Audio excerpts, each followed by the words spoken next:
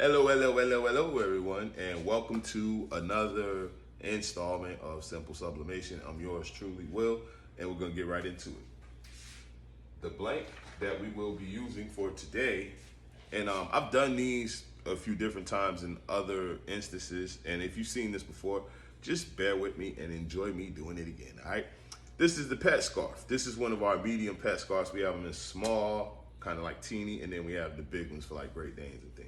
This is a medium pet scarf, and you can decorate these in so many ways. They can be festive. You can put your favorite team on them. You can, anything that you want to personalize and you want your pet to represent also, you can use these for. So without further ado, I'm going to get right into it. I already have the parchment paper selected. I tore it off already. This is to protect our press pillow, okay? Because we don't want anything on our the Teflon pillow. Sometimes these things will bleed, the ink will bleed if you don't have anything protecting it. So, as you know, they call me Mr. Invisible Tape. I am the sole proprietor, so I'll be placing this without taping it, you guys, okay?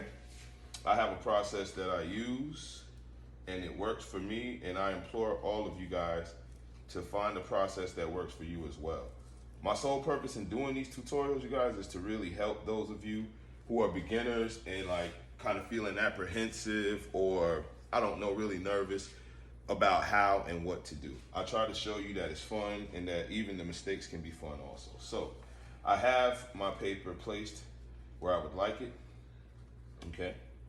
And I have the substrate placed also, AKA the blank. So without further ado, we'll get into the magic, right?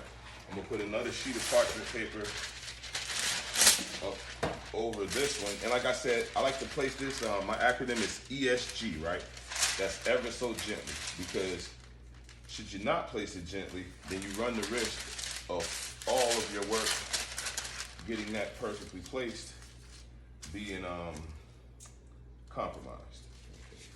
Like I almost did just then. So right here, you guys, all I'm doing is just taking an extra double, triple step just to make sure it's exactly where I want it. And it seems to be that way. So not gonna second guess ourselves anymore. We'll come right down.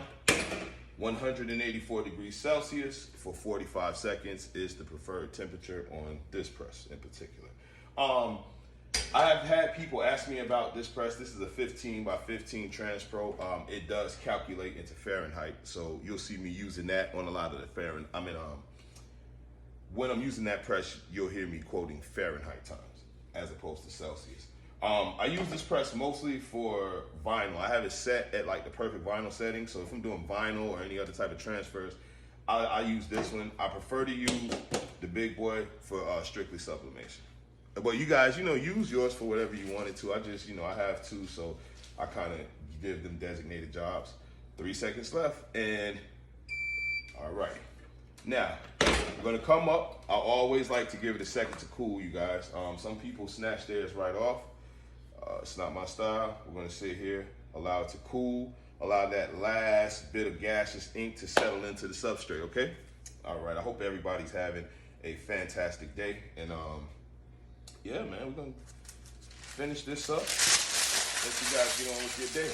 Now, there's another little phrase I like to use. You guys, I use phrases, acronyms, and things like that a lot because it's easier for people that are beginning something new to remember when you have either an acronym or you can just come up with like a catchphrase that they can remember. If you try to use most of these technical terms that are involved with sublimation, which I do outline also, sometimes it just gets confusing and people just want to press and make something beautiful, all right?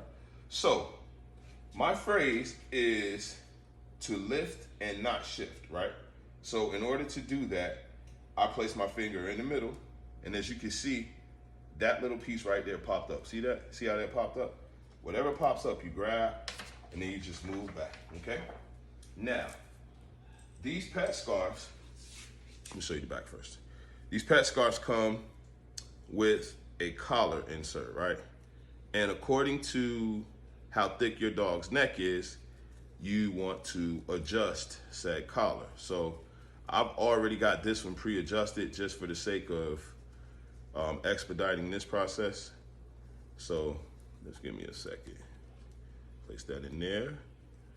All right, and just let it work its way down. Sorry about that, guys, if you couldn't see for a moment. Just allow that to work its way in there. Okay. Here we go. There we go. It's going down. It's going down. And then I'll do the grand reveal once my chubby little fingers get all of this down there. Okay. And some of you, if you're doing this at home, if you're following, if you know, are gonna follow, you might do this a lot easier than I do. This part is always kind of tedious for me, or maybe I make it tedious, you know?